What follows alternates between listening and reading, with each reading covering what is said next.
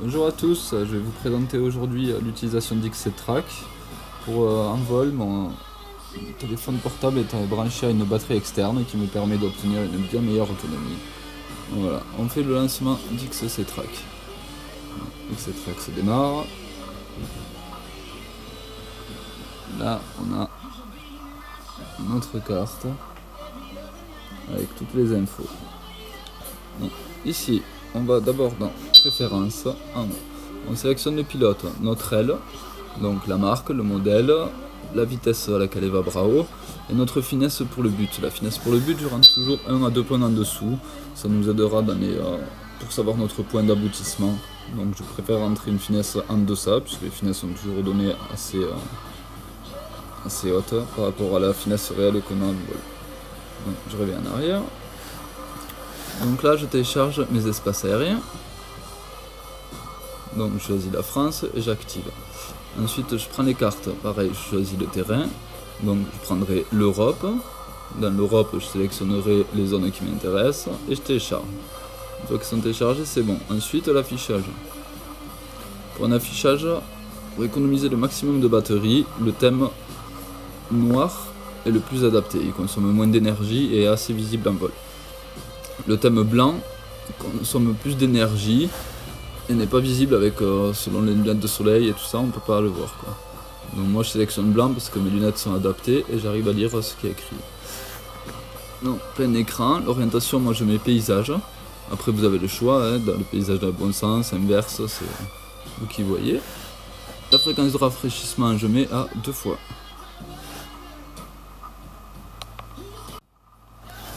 Donc je reviens en arrière.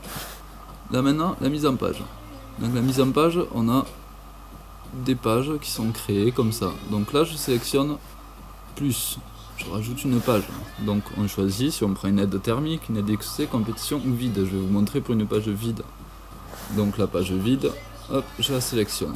Donc j'ajoute un gadget sur ma page vide. Donc je mets une barre d'état que je monte tout en haut.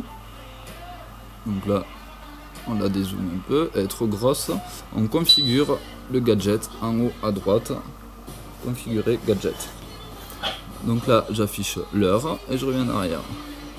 Donc j'ajoute un autre gadget. L'heure, du coup j'en ai pas besoin. Je vais mettre ma vitesse. Donc je sélectionne ma vitesse. Je prends l'onglet, je le fais glisser sur le côté. J'ai ma vitesse en km/h. Vous voyez, j'écris le titre, donc ça sera écrit vitesse. La fiche l'unité, des km/h.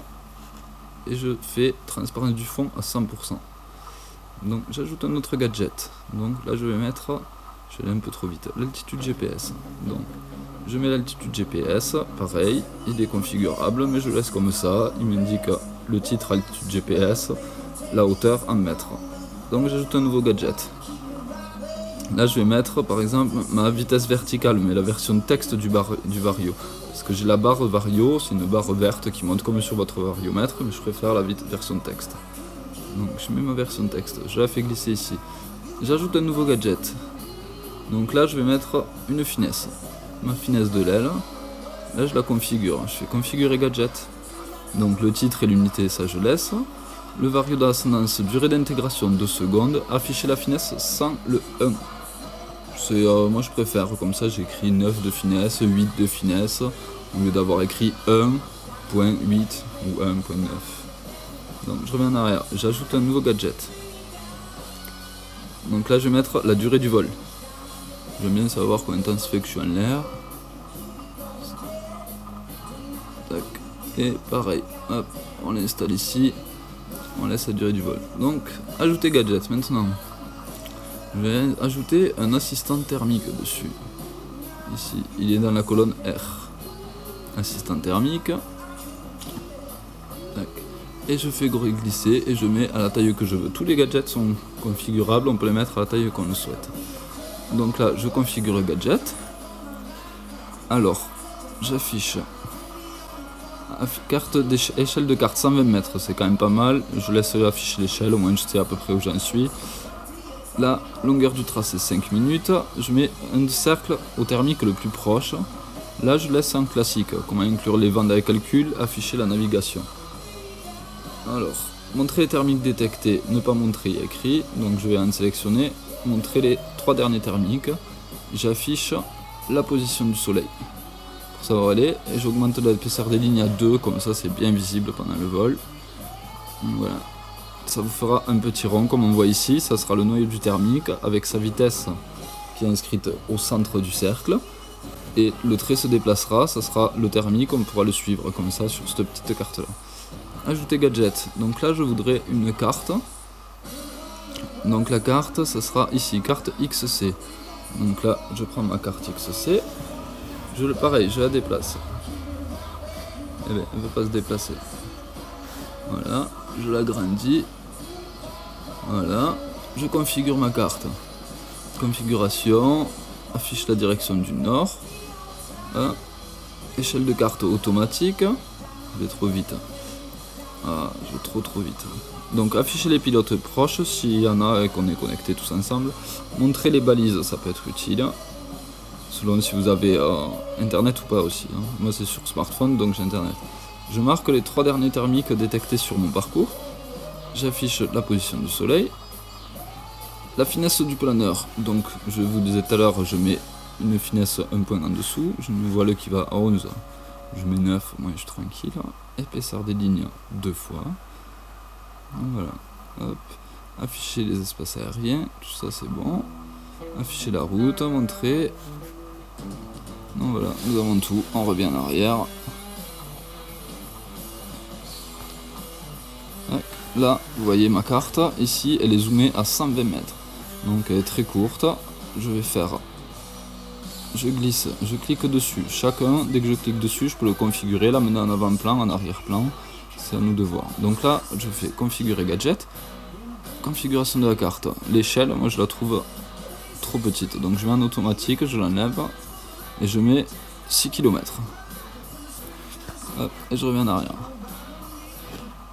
Voilà, là on a la carte, avec toutes les infos qui sont marquées dessus. On revient en arrière, voilà ma carte avec le dernier thermique qu'elle a détecté. Ici affiché, ici aussi, donc là le noyau, comme je vous ai expliqué, votre parcours va se dessiner avec une flèche et vous verrez les ondes les plus ascendantes, ça va s'afficher de couleurs différentes. Là la position du soleil actuelle, donc on peut en déduire que ici cette face prend le soleil alors que celle-là est clairement à l'ombre. Donc voilà, ensuite on peut visualiser nos traces GPS, donc on clique sur une trace, on fait lire cette trace en haut à droite, la trace va se lire. On la veut la lire, oui. Donc là, on a rejoué IGC, on choisit la vitesse de lecture, la position de la tracé, on revient en arrière. Et là, on voit tout notre tracé, avec les flèches, la position où on se trouve. Vous voyez, tout est affiché. Donc là, hop, on peut le quitter. Donc là, navigation maintenant. Navigation, on arrive sur cette page. Là, on rentre nos balises qu'on a pu mettre grâce à l'ordinateur. Si on fait de la compétition, on nous envoie des fichiers de balises. Ces fichiers de balises sont complets, il y a toutes les balises. Et le jour de la manche, on choisira les balises à utiliser. Là, on les a pas, donc on ne peut rien sélectionner. Mais c'est vraiment très simple à mettre. Donc, manche de compétition. Là, on met les balises qu'ils nous donnent.